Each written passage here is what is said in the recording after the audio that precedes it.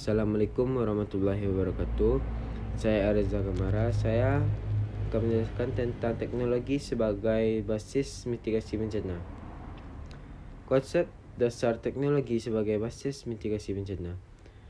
Teknologi memiliki peran penting dalam mitigasi bencana. Konsep mendeteksi, memprediksi, dan merespon bencana dengan lebih cepat dan efektif. Ini mencakup penggunaan sensor untuk monitoring lingkungan, sistem peringatan dini, modelan dan analisis data untuk memprediksi bencana, dan penyampaian informasi kepada masyarakat yang terkena dampak. Membantu serta penggunaan teknologi komunikasi untuk koordinasi dengan pendekatan yang tepat. Teknologi dapat minimalkan kerugian dan mempercepat pemulihan pasca bencana. Implementasi teknologi sebagai basis mitigasi bencana di Indonesia. 1. Sistem peringatan dini tsunami. Indonesia telah mengembangkan dan mengimplementasikan sistem peringatan dini tsunami berbasis teknologi, termasuk penggunaan sensor untuk gempa bumi dan sistem peringatan cepat menginformasikan masyarakat tentang ancaman tsunami. 2. Aplikasi pemantauan banjir. Beberapa kota di Indonesia telah mengembangkan aplikasi yang memungkinkan masyarakat untuk melaporkan dan membantu banjir secara real time. Ini membantu dalam pengambilan keputusan yang lebih cepat oleh pemerintahan daerah untuk merespon dan menangani banjir. 3. Pemetaan risiko bencana. Penggunaan teknologi pemetaan dan pemodelan untuk mengidentifikasi dan memetakan risiko bencana telah meningkat di Indonesia.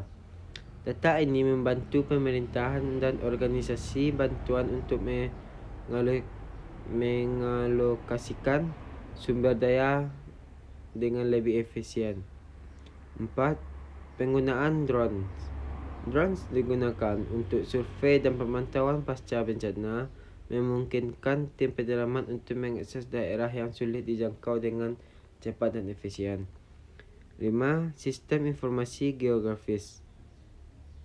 Pemerintah Indonesia telah menggunakan SIG untuk mengintegrasikan data bencana, infrastruktur dan demografi untuk perencanaan mitigasi bencana yang lebih efektif. 6. Pengembangan aplikasi evakuasi. Beberapa aplikasi telah dikembangkan untuk membantu masyarakat mengakses informasi tentang rute evakuasi, lokasi tempat berteduh, dan instruksi darurat lainnya selama bencana. 7. Pelatihan dan simulasi virtual. Teknologi juga digunakan untuk memberikan pelatihan dan simulasi virtual kepada petugas pemadam kebakaran, relawan bencana, dan masyarakat umum tentang bagaimana merespon bencana dengan aman dan efektif. Analisis peran strategis teknologi. 1. Pendeteksian dini. Teknologi memungkinkan pengembangan sistem peringatan dini yang dapat mendeteksi ancaman bencana seperti gempa bumi, tsunami, atau banjir dengan cepat dan akurat. 2. Prediksi dan pemodelan. Melalui analisis data dan pemodelan, teknologi memungkinkan para peneliti dan ahli bencana untuk memprediksi kemungkinan terjadinya bencana dengan lebih tepat. Komunikasi dan koordinasi. Teknologi komunikasi seperti internet, media sosial, dan aplikasi seluler memungkinkan penyampaian informasi yang cepat dan luas kepada masyarakat yang terdampak. Pemulihan pasca bencana. Setelah bencana terjadi, teknologi dapat membantu dan pemulihan dengan memfasilitasi distribusi bantuan, pemantauan kesehatan, dan pemulihan infrastruktur. Pendidikan dan pelatihan. Teknologi juga digunakan untuk pendidikan dan pelatihan tentang kesiagapan dan merespon bencana dengan menggunakan simulasi virtual, aplikasi interaktif, dan from e-learning.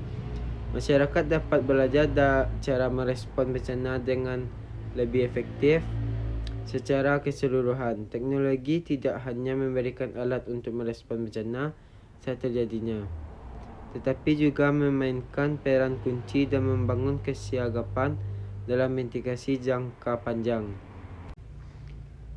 Oke, mungkin itu presentasi dari saya. Assalamualaikum warahmatullahi wabarakatuh.